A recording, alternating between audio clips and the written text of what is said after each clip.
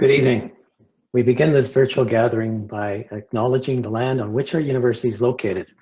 It is the traditional territory of the Haudenosaunee and the Anishinaabe peoples, where many continue to live and work today. The territory is covered by the Upper Canada Treaties and is within the land protected by the Dish with One Spoon Wampum Agreement. Today, this land is home to many First Nations, Métis, and Inuit peoples, and acknowledging reminds us that our great standards of living is directly related to the resources and friendship of Indigenous people. Again, good evening. It's a pleasure to have you here this evening on this first day of summer on this National Indigenous Peoples Day. This is wonderful. Today is our first Indigenous Leaders Speaker Series. It's our inaugural event. It's not only an important opportunity for us to amplify the voice of Indigenous business leaders, but also a chance for students to hear firsthand from a leader committed to doing business in a socially and environmentally sustainable way. And with that, I'm delighted to have Robyn Bourgeois here and Jenn Harper, Cheekbone Cosmetics, here for our first speaker on the Indigenous Leaders Speaker Series. Dr. Bourgeois is going to be carrying the conversation with Jenn. And Dr. Bourgeois is our Acting Vice-Provost, Indigenous Engagement. She's a mixed race Cree woman born and raised in Syilx and Splatsin territories of British Columbia, and connected through marriage and her 3 children to the 6 nations of the Grand River. She's an associate professor in the Center for Women and Gender Studies at Brock, where her scholarly work focuses on Indigenous feminism, violence against Indigenous women and girls, and Indigenous women's political activism and leadership. In addition to being an academic, Robyn is also an activist, author, and artist. And without any further delay, ladies and gentlemen, good evening. Welcome, Dr. Robyn Bourgeois.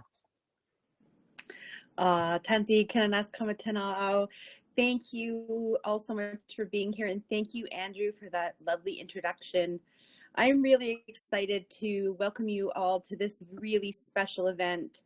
When I stepped into the role of Vice Provost Indigenous Engagement, I really wanted to have an opportunity for us to to highlight, not only the hard things that Indigenous people go through, we all know that, but to highlight Indigenous excellence. And so when I was toying with this idea of what do we do to celebrate excellence, I reached out to the Goodman School of Business, because when I think about excellence, I think about our guest this evening.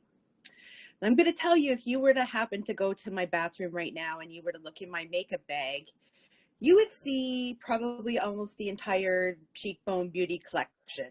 I have, in fact, everything I'm wearing this evening is courtesy of Cheekbone, including my very special limited edition gold glitter lip gloss that I bought 3 or 4 of because I knew I wouldn't be able to always get them. Cheekbone Beauty is an incredible company, and when I was thinking about how do we celebrate Indigenous leaders and excellence, Jenn Harper was the first person who came to mind. In fact, I want to say this, that really the idea of hosting Jenn predated the actual idea of this event, because I just wanted any reason to bring this remarkable human being to Brock and to share their story with the community. So it's my honor to introduce you to, I think, one of the most incredible Indigenous leaders, particularly in business. And I'm so excited to have the opportunity to chat with Jenn Harper this evening. Jenn, welcome to our session. Well, thank you so much for having me, and your words are super, super kind. I feel very grateful that you think so highly of me. Maybe you don't know me well enough or something. I don't know, but thank you so much.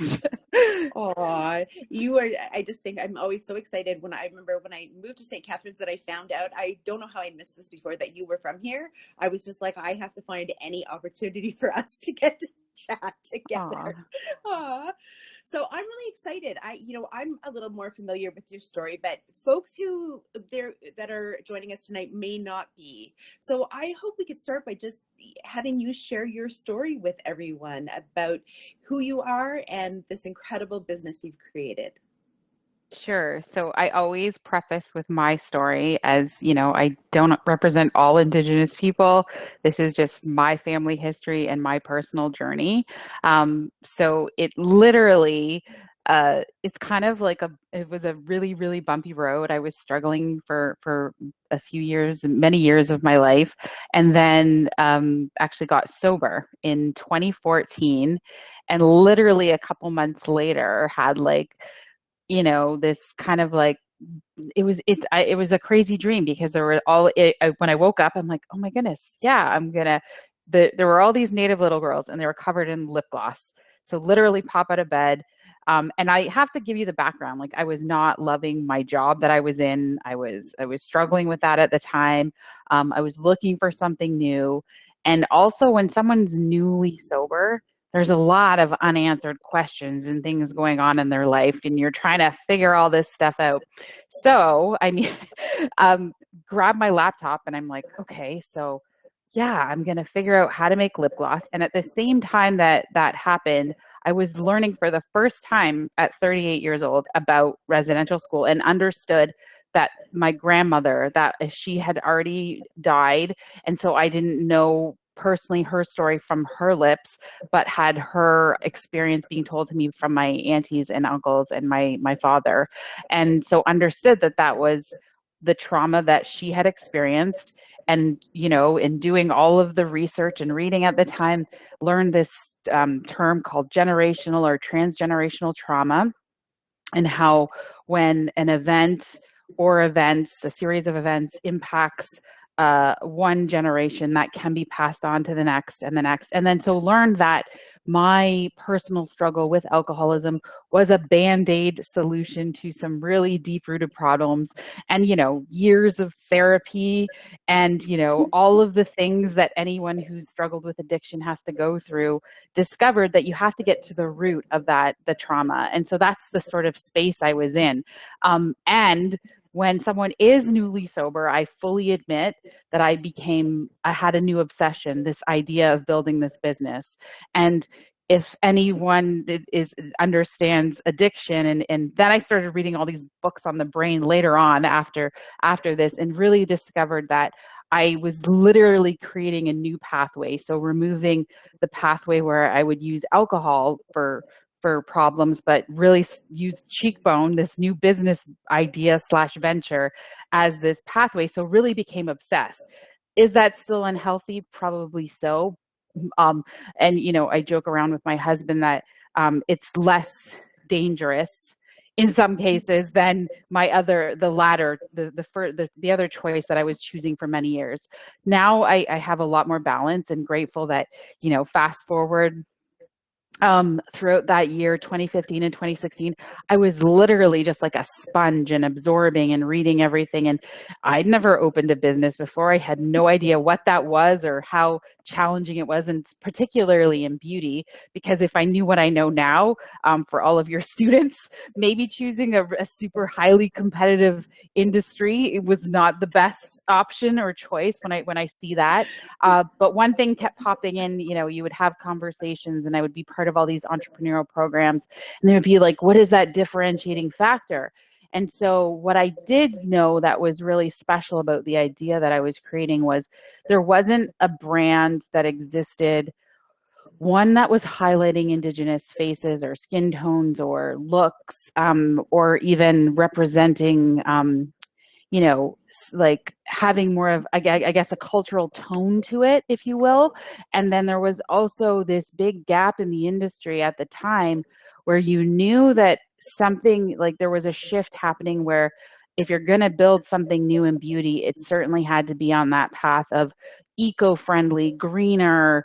The clean movement had really begun. And so there was a lot of unanswered questions. And I was like, okay, well, and we all know, with a new business, you need to fill a gap in the market, because I think one of a book I read years and years ago was called Blue Ocean Strategy. And it talks about, lots of great business ideas, and how if it's a blue ocean versus the red ocean is the beauty industry, which I dove in head first. And I should have remembered this book early on, but I didn't. But realizing that if you're going to sort of get into an industry, what kind of disruption can you create when you're there? And so the first initial stages back in 2016 was, okay, let's test the market. Is anyone craving this brand? Is there space for that? And right away we felt so we felt an audience navigate to us, and really it was a building of a community, and we felt success really early on. And so we're like, okay, there is something here.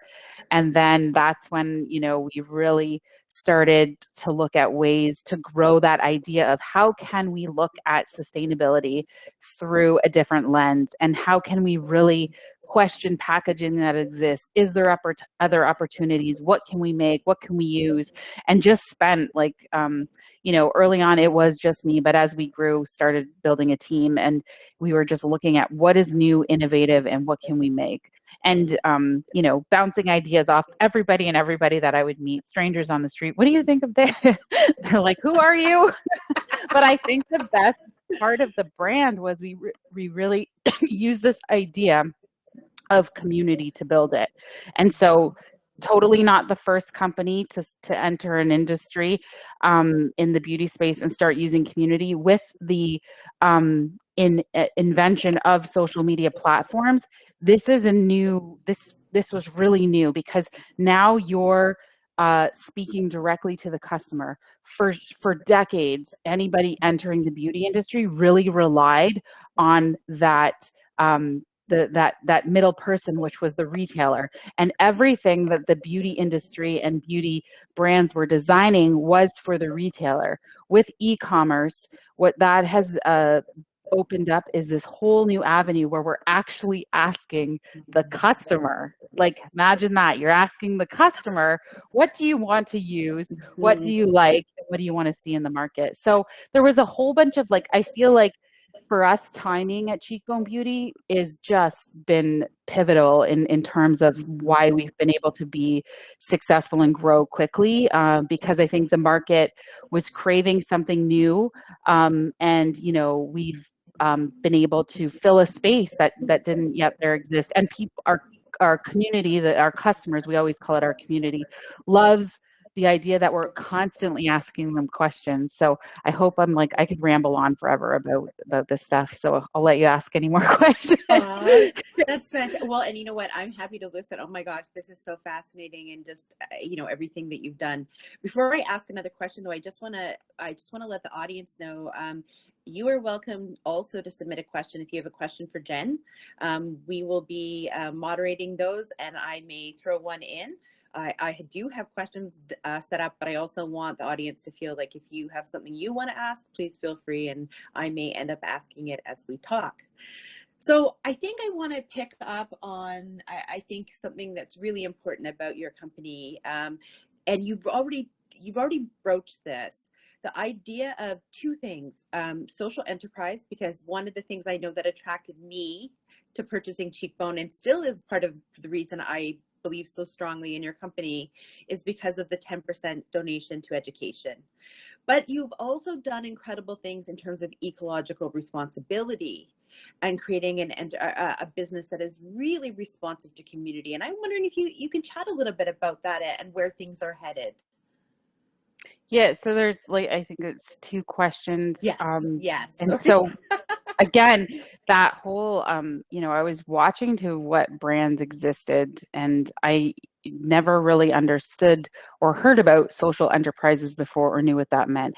In 2015, there wasn't even many resources in Canada about those kinds of businesses. There was in the UK and a little bit in the United States. And so one brand that I admired was Tom's Shoes. And so it was just this idea of you could purchase a product and you could be helping something at the same time. So like doing business and doing good, like that. It's a very simple, basic concept. And so that would have been, early on when people are like, what is your differentiating factor?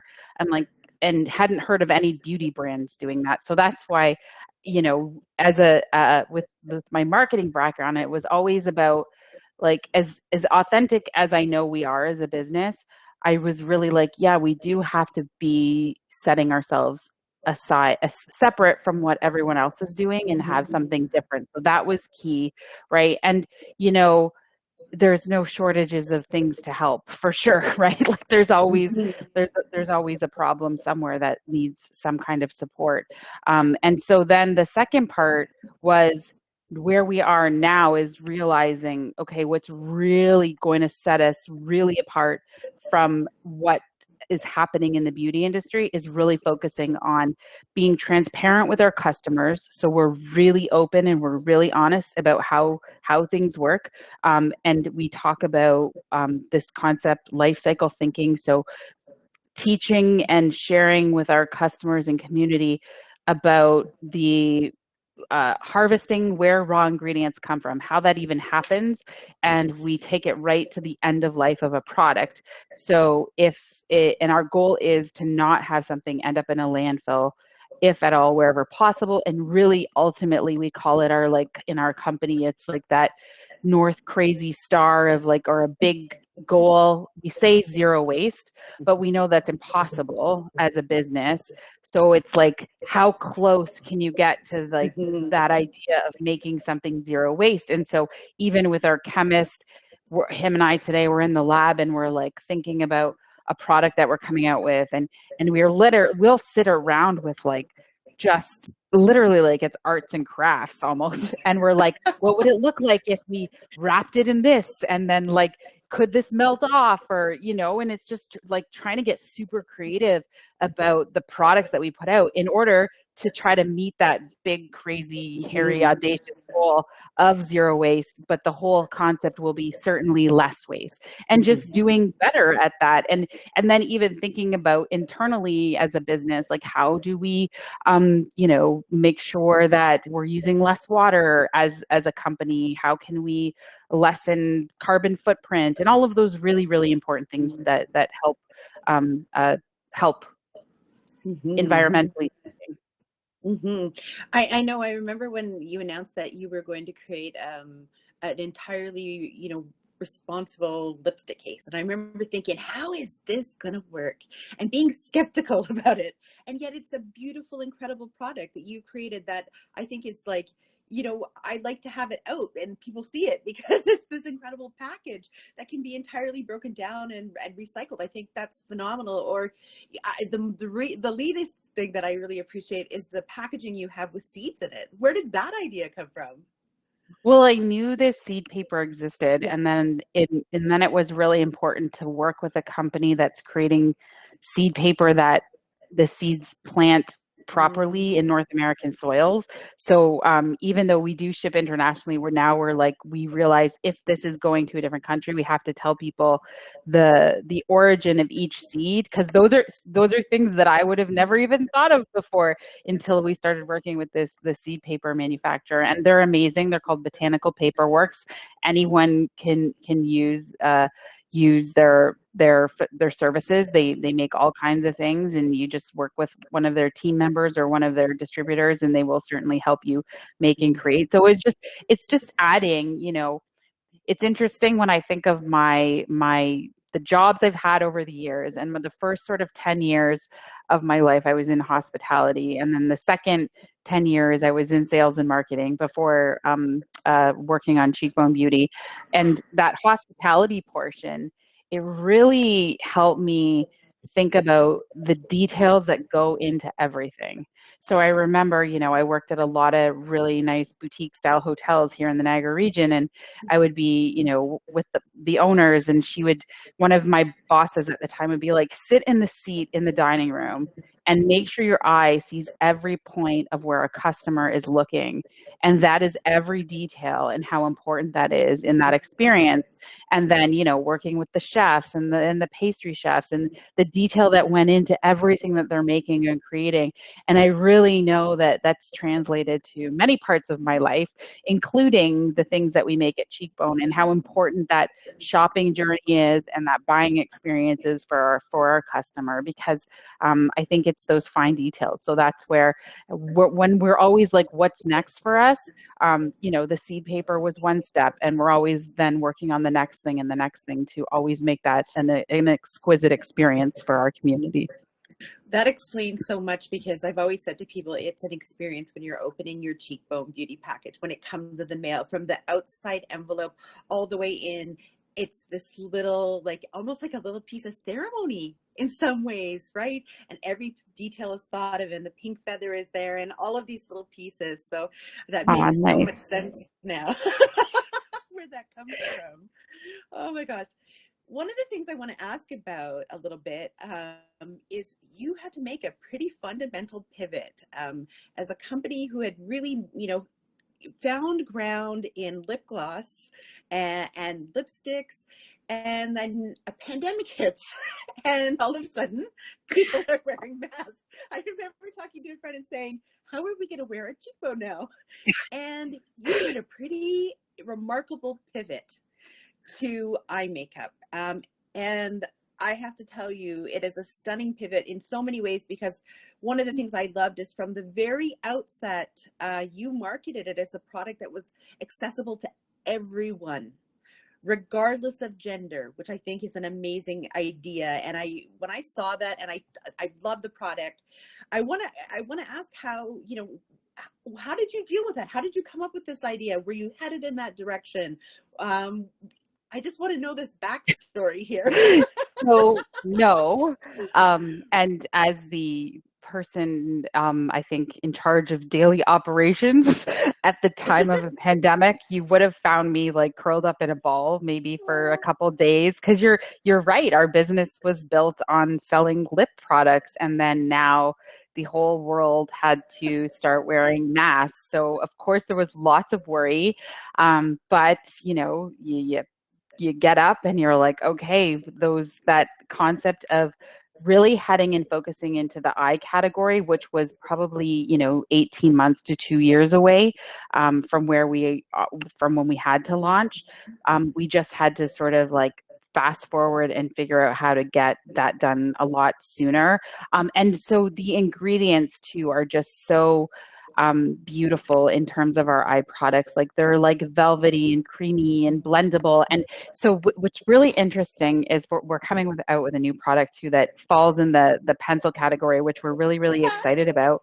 But when you think about pencils, and when we launched and we're working on marketing this, I was really this whole concept of, we've all been using pencils and markers since we're small children. And so we would blend, remember using like chalk and like Pastels, oil pastels. I loved those. Yes. So these remind me of that. And you can totally just play with it, and you don't have to be an expert with a brush, which is really scary when you're an amateur, because I am not a makeup artist. And so what we love about the product is that it's super blendable. They look beautiful. And we're so excited because there's more products in this line of pencils coming. We recently just added some lip liners because a lot of people have been asking about those. And what is it really fascinating, or what I love too about the product, is when we started working with this product, it's the wood that it's housed in is all sourced from protected forests. So it's cedar that comes from protected forests in California. So that's a big part of everything that we do. Again, one of those layers of like, is this speaking to that sustainability journey that our business is on? And so then these pencils definitely met that. And so when you're done with it, it is a product that is it completely disappears. I collect my shavings in a bowl and literally throw them in my compost with everything else too, right? So when it's gone, it's all gone. There's nothing that's going to head to the landfill. And the cap itself is clear, which it depends on the region. Like, I've learned so much about recycling over the last few years. It's kind of crazy, but unfortunately, plastic that is not clear doesn't get recycled as easily as clear plastic. And so anything that's a colored plastic, a black plastic. And so that's why you would have saw us make a lot of shifts moving away from the packaging that once existed. And so to what I've explained to everyone was this, early on, we're testing the market. It's not like we had a lot of money to work to launch a brand. So we were using what they call a white labeler in the beauty space that was really just putting our logo on their products. Very good products, super satisfied with the quality. Everybody loved the liquid lipsticks. They are high quality. They do last a long time. But what's unfortunate about that situation is one, because they don't have volume-based buying, you're paying really high prices. So, you know, as all of the business students would understand, in order to make a business function properly, where you can pay everybody that's working for you, you need better margins on products. And so early on, we definitely weren't able to have that scenario, but we knew that was how we were testing of the market again, right? And so, and we then, as we grew, knew, okay, these products and make them ourselves as well in our own lab right here in St. Catharines. I have a question from the audience, but I also want to pick up something there as well. But the question from the audience that just came in is, if wood is from the protected forest, is that a good thing? What is? Because they're asking, because the wood for the case is from a protected forest, they're asking if that's a good thing or what that means. What it means? Oh, it means that they monitor what is taken and how many trees are planted back, and it's done based on quotas, for lack of a better word, of what they can use and plant, right? So it's monitoring instead of someone just like hauling out as much wood as possible for projects. It's a monitored system, and it's called PFEF, or am I saying there's acronyms for everything? So, but if you looked up PFC, which is all of our paper products, including the boxes, that comes from PFC, which is again protected forest paper, but it's PFEC is the type of forestry. So you can do a quick Google search, and it'll probably do a better job of explaining that in more detail than I did. But the whole idea is that there's quotas, and it's meaning they're only taking what one would need and then replanting. Thank you for that. I think that's definitely one clarification about what that meant. The thing I wanted to pick up on, though, is the fact that you are based in St. Catharines. Could you explain to folks why it was important to be in St. Catharines, and tell us a little bit about your lab? Sure, I'd love to. So this is where I've lived since I was 4. Pretty sure it was around 4 that my mother moved here. And this is where I was raised and where I wanted to raise my family. I do love the Niagara region. I have moved away at different points, but always come back. And so I definitely wanted to stay here because this is my home. And we're really excited that this past year is when we started working on and building our lab facility. So what that means is purchasing, you know, all of the equipment to do all of the testing, and sort of we make the formulations. Our chemist makes the formulations, and that what happens in the beauty space is once formulations are created, they're then tested, which is called stability testing, and that has to be done for about 12 to 16 weeks. And what that does in our stability ovens is that then will mimic what 1 year shelf life in a store or somebody's house would look like. So all the formulations are tested here, and we also are just in there working every day because we're, for instance, it's no secret, we've been working on a foundation for a long time, and we have the foundation, but what we're working on is marrying that with the perfect packaging, and that is also meets the needs that fall under our sustainability journey. So we get to test not only the raw sort of ingredients and in their formulations together, then we're testing them in different types of packaging, and it really gives us the freedom to do a lot more. So early on, I was working with a lot more contract chemists and contract labs, and we made the decision during COVID to really just cut that side of out and build our own of the time that it was taking. And we had planned on launching so many more new products and categories that we wanted to speed up that process. And so also really exciting for us is one of our board members was the founder of Bite Beauty. And so Bite Beauty is a Canadian cosmetics brand, very big.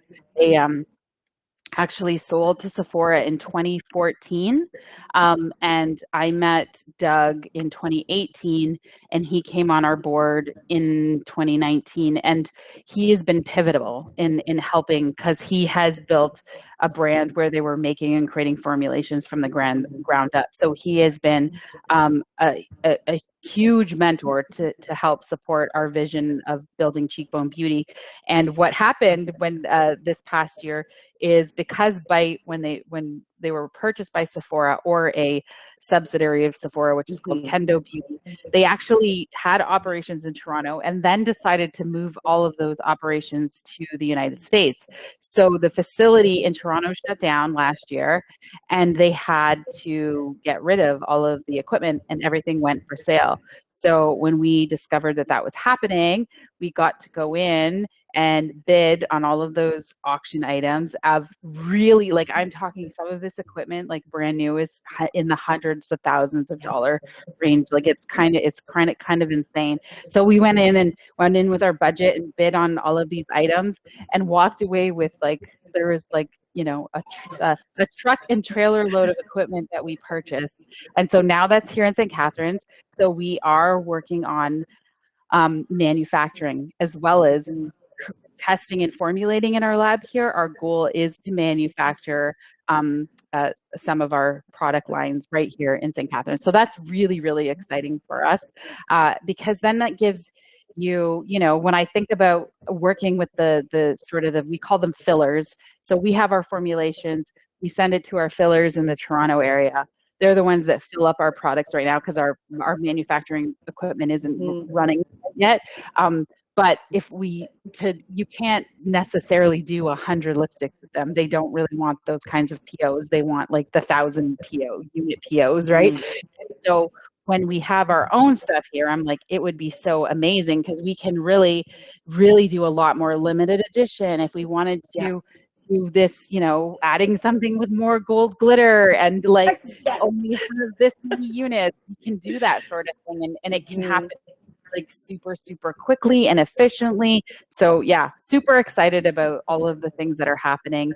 And even more so is one project we're working on right now, in research and development, of taking the waste from our region, which is the skins and seeds of grapes, and pulling. There's really excellent active ingredients for skincare, and all of our color cosmetics.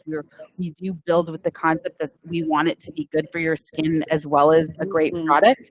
And so, pulling active ingredients from those fruit waste that we find in the Niagara region, and repurpose them. So we love that idea of building a circular economy, right? Reusing and repurposing. I love that so much, because I have super sensitive skin, and Cheekbone is one of the few products that I don't like. I'm super hypersensitive, and I have no reaction from any of the products, because you've thought those things through so well. So I think it's amazing that you keep thinking about, all these levels of, beautiful product, but also really good for your skin, and also, ecologically responsible and back, to community. I think that's all amazing. Just amazing. You. So we have a question from the audience that I'm really interested to hear your answer to. And the question is, how do you develop products that avoided pressure to make Indigenous women exotic? Ooh, wow. Yeah. I'm like, have I ever thought about that deeply enough? I'm not that deep. I'm just kidding. Yeah, I guess, yeah, I'm really careful. And, I don't, in full disclosure, my work now is really focused on in the lab. I used to do so much more of the marketing side of things. And now we have a Cheekbone marketing team, as well as our agency in Toronto, which I think employs like 100 and something people. Like, they're a big, big agency. So I'm not as involved in the marketing side of things. However, did build the foundation and the roots of sort of the messaging that we would love to share as a brand. And so as a marketer, it was always important that there was a lot of consistency in that message. And there's a lot of negative stories within Indigenous communities. And I really focused and wanted to be a platform where it's good stories, right? Like positive news stories. Because even my own personal story, you can take that and you can sensationalize it if you would like, right? Like that can happen. Yeah. But I try to constantly flip it where like to show, you know, Indigenous kids the possibilities, and, you know, healing is possible from generational trauma, Indigenous or not. Like trauma is a real thing around the globe, and many communities suffer with some forms of trauma and families, and that the healing from those things is absolutely possible when you put the work in for that. And so I think that part of our messaging was really, really important. So we let the audience really from our community or customer, again, that's the content we've always shared. And so, you know, we get lots of content sent to us, and we really just repurpose it. I know that that's what our marketing team to this day still does, is repurpose it. So I think it was just being careful about how we share makeup, and that makeup can be super transformative and it can make you feel wonderful, but definitely, I guess, not trying to sexualize it, I think is the word I was looking for, something like that. But I don't think I've ever thought too deeply about it. It was just like the messaging that we're constantly trying to send is positive. Well, and I always have loved your brand ambassadors, you know, the folks who really, you know, for some of the people in the audience who don't know, at least two of them have connections to Brock. So Kendra Rosiechuck is a student at Brock, actually a student of mine at one point. And Fallon Farinacci has also been a brand ambassador, and she facilitates a decolonial reading circle with me at Brock every week. So we have this tie, and they represent such amazing, remarkable, strong Indigenous women. And I think for many of us, seeing them as the face of Cheekbone Beauty was like, and just the diversity, I think, in Cheekbone Beauty, and the way it's like, I've seen Indigenous bodies that look like mine represented in there, you know, people with dark skin, people with light skin. I think you do a really good job of making sure whatever that looks like, it's, you know, Indigenous excellence, it's beautiful, it's inclusive. I think it's just kind of brilliant in so many ways. Yeah, and those are the two people that you mentioned, just beautiful human beings really all around. And it's a pleasure to work with them. At any chance, I know that our company has had to work with them. They're amazing. And so, like you said, it's just, you know, sharing all the shades and shapes and colors of being Indigenous. I think it's beautiful. I love it. I love it. We have another question from the audience, and I think this is a really interesting one because I remember watching this, but somebody would like to know about your experience on Dragon Den, and if you have a most memorable moment. Oh boy. So I get mocked in my own home quite a bit about Dragon's Den because my kids say, "Mom, you know, you were on TV for 6 minutes and you cried for 5." Right. So that's what full again, the taping literally lasts over an hour. And then they obviously edit it right down just for TV. So it did not happen at all like they showed you on television. I'll just let it, and I think everyone knows that that's how TV works. So you sign off on all this paperwork that they're allowed to show you exactly how they want. We knew it would be great for marketing, for sure, for future business, and it really, really was super scary experience. I've never been one who is really, really comfortable in front of talking to audiences, believe it or not. But that show certainly helped me flex and work out my courage muscles, and really speak about the business, and really helped me grow as an entrepreneur as well. Like I feel like when I walked away, I definitely learned where I needed to make improvements, really just took the opportunity. The, 6 Canadian business icons, judges, I got to ask them questions and really listened to their feedback. So I just really took it as a really like a humbling experience to see what I wasn't doing well. And, I did, and back then, again, full disclosure, I wasn't really good at knowing the numbers of where the business was because I had been working on this as a side business for many years, and so got better at that after I left and figured out, okay, is there a profitability scale? When will that happen? And so definitely helped me sharpen up my entrepreneurial skills and really focus on strategy and how to build and create create more opportunities in terms of jobs for people in our and have help grow a team so that we could grow and scale the business. Thank you for that. We have another question from the audience. What do you foresee to be some of the challenges for companies and their cultures in the post-lockdown world? I think going back to working together is people love, I think they've discovered and love working at home. So maybe there's a happy medium of where we don't have to always go to the office and can do things. We've discovered we can do things from home. So I hope that gets figured out.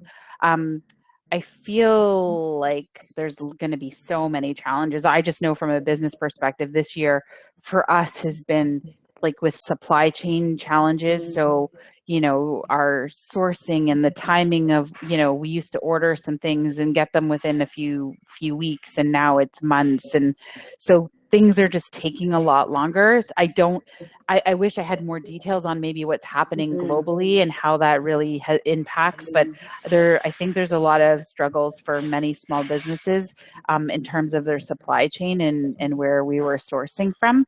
But I like the idea of I'm focusing closer to home to work with, we found a new packaging supplier right out of the not in Canada, unfortunately. We have two. We have one in Canada. It just costs triple the price than the one in the US, but hopefully we'll find a happy medium there someday. But that's what it is as a business. You're like, okay, we need our supply chain to meet our sustainability needs and requirements. We need proof with certifications and paperwork.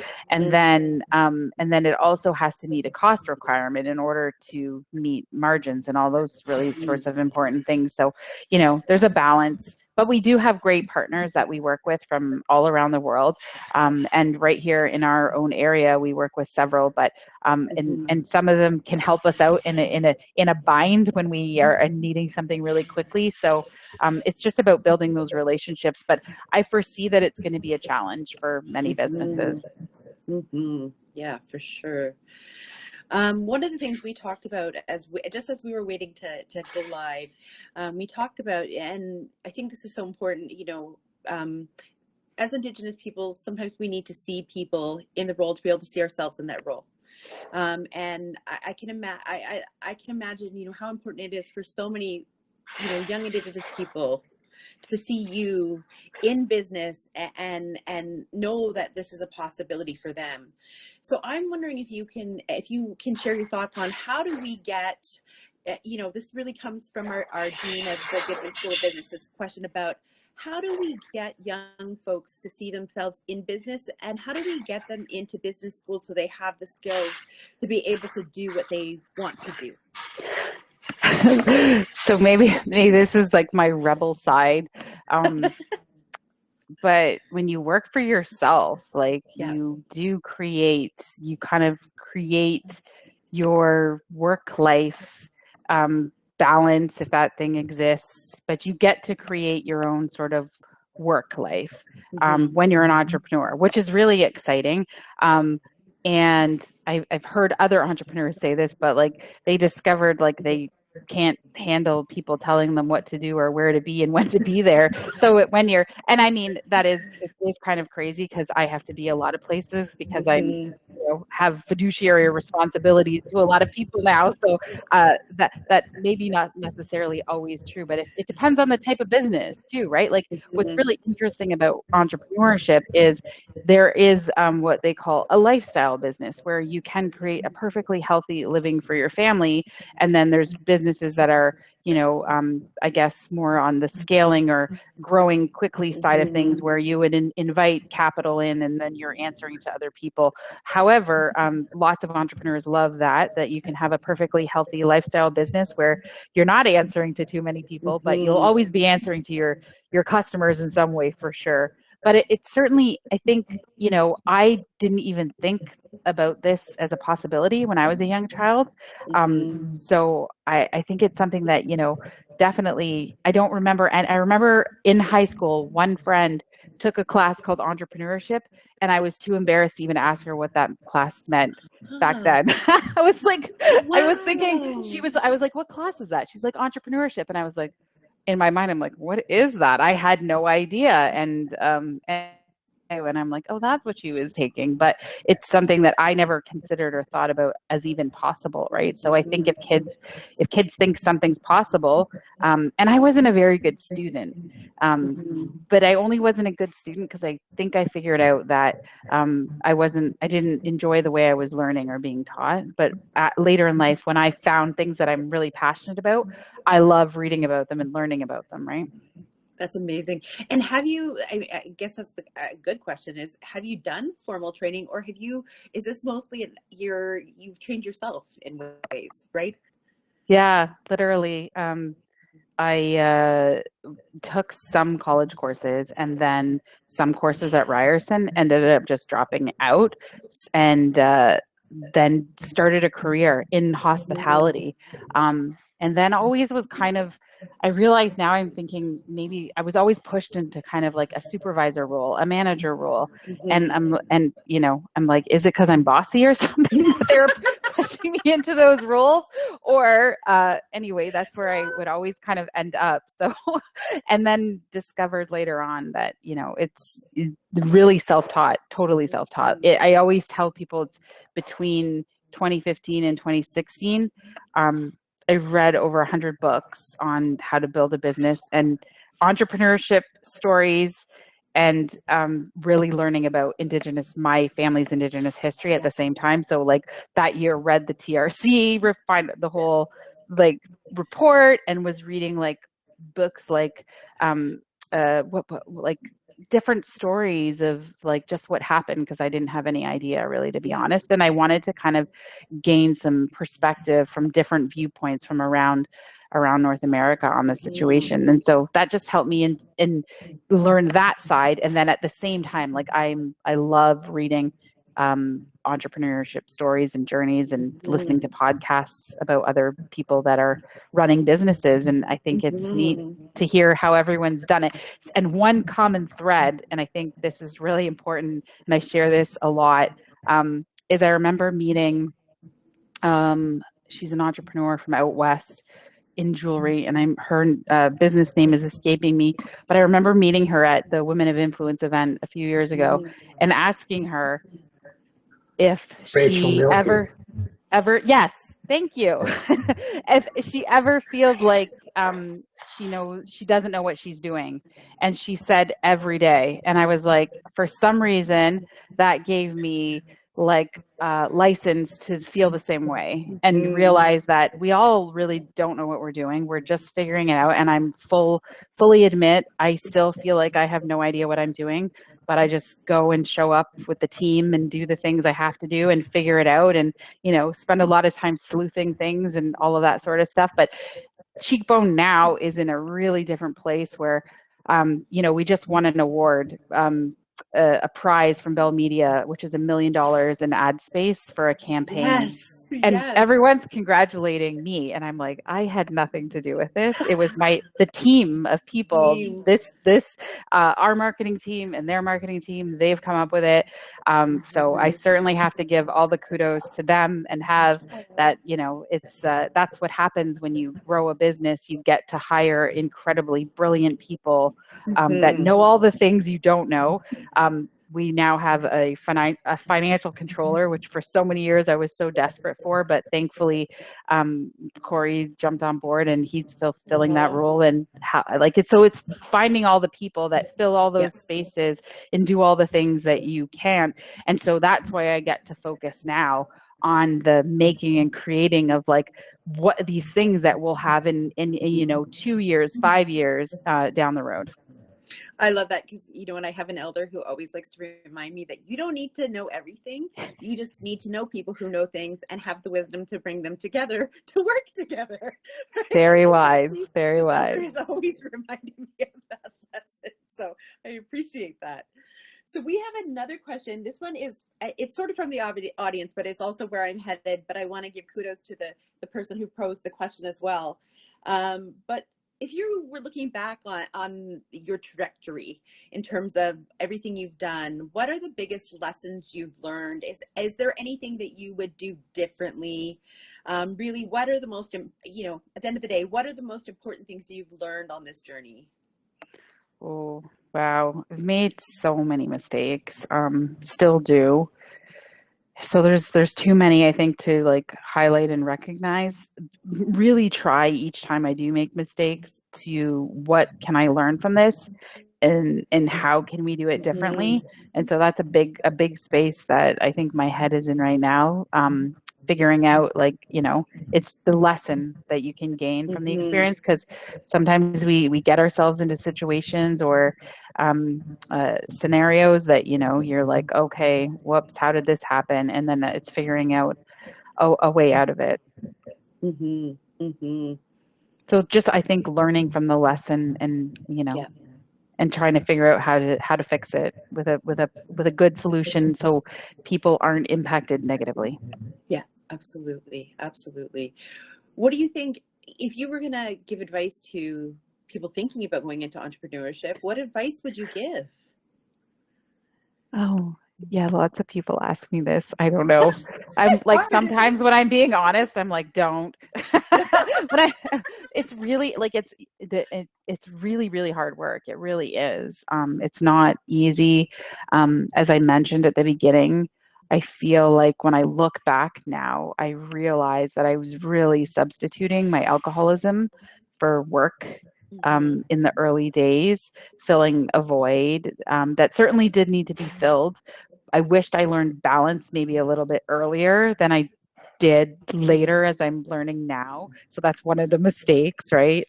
Because you that creates different mistakes in your life when you're focusing so much on something, you're missing out on something else or seeing things a different way because you're too focused on the one thing. So, it's really, really hard. So you definitely, whatever you do it from your authentically, and certainly be passionate about it. I mean, I've said to people like last year, I got up at 3 a.m. to give a talk to some entrepreneurial organizations in New Zealand for Indigenous folks over there. And, not that being paid for things is not good, but I was offering my time for free, because I was really, when I met the group of people, they really touched my heart. And so I wanted to do something to support them. And so I'm like, that's when you love what you're doing, when you get up for free at 3 a.m. to help somebody else. So if you're going to do this, make sure you love it that much. Yeah, absolutely. Absolutely. We have a couple of other questions from the audience that I'm just going to pose for you. One is, where did you come up with the idea of using the remains of the grape, the seed and the skins, for what's coming in the future? So many ingredients, specifically fruits and plants, trees, barks. There is active ingredients in just about everything. So it then boils down to chemistry. Like, how are you pulling that out? And then pull it, because you have to think we're going to get all of the waste, and then we have to pull that active ingredient out, and then we have to test it to make sure, like, for safety measures and toxicity and all of those sorts of things. But so essentially any living thing has these incredible actives in it. It's just figuring out which ones, right? And so it wouldn't even just be, it's grapes, seeds, grape skins, and their stems and seeds, right? It's the combination of all three of them that have some really, really wonderful. I hate the word anti-aging personally, because I think aging is beautiful. And I don't want to be anti-aging. I'm all for aging because I believe it comes with great wisdom as we mature. Gracefully, right? Yes. Gracefully. So I don't like that term, but there's a lot of actives in the grape stems and seeds that have anti-aging properties. The second question that's come from the audience is, can you tell us a little bit about the organizations you support and how you choose them? And I'm guessing this is in terms of maybe the 10%. I'm not sure. That's just the question I received. Yeah. So early on, I was the one who chose the First Nation Child and Family Caring Society. One, because I saw Cindy Blackstock, the executive director, on the news one day and thought she was just an incredible human being. And again, full disclosure, used a business advisory board early on.